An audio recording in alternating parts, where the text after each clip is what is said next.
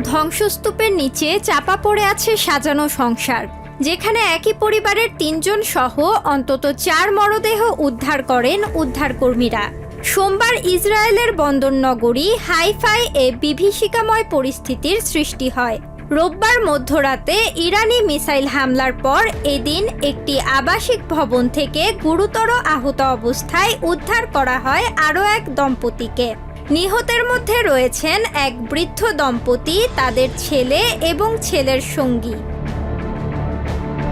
কেবল Haifa নয়, ইরানি ক্ষেপণাস্ত্রের লক্ষ্যবস্তু হয়েছে মধ্যাঞ্চলীয় শহর রামাত গানও। ড্রোন ফুটেজে দেখা যায় একটি বহুতল ভবনের ওপরতলা মিসাইলের আঘাতে লণ্ডভণ্ড হয়ে গেছে। রাস্তায় পড়ে আছে ক্ষতিগ্রস্ত যানবাহন আর ভাঙা কাচের স্তূপ। ইসরায়েলি অ্যাম্বুলেন্স সার্ভিস জানায়, এদিন ইরানের ছোড়া কয়েক দফা মিসাইল বৃষ্টিতে দেশের ডজনখানেক স্থান ক্ষতিগ্রস্ত হয়েছে।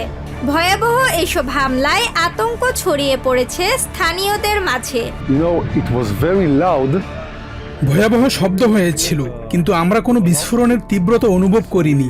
তখনই বুঝেছিলাম মিসাইলটি পড়েছে ঠিকই, কিন্তু ফাটেনি। 1 টনের সেই মিসাইলটি এখনো অবিস্ফোরিত অবস্থায় ওখানেই পড়ে আছে। So it's still there, not blown.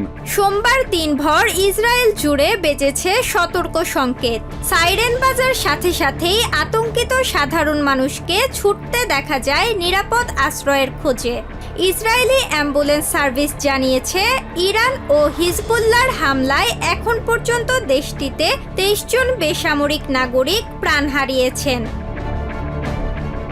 5 সপ্তাহ ধরে চলা এই রক্তক্ষয়ী সংঘাত থামাতে যখন ইসলামাবাদ ও কায়রোতে কূটনৈতিক তৎপরতা চলছে, তখন রণক্ষেত্রে পরিস্থিতি উল্টো।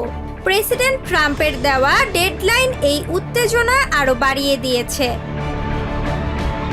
Tasnim Tajin, TVN 24 news desk.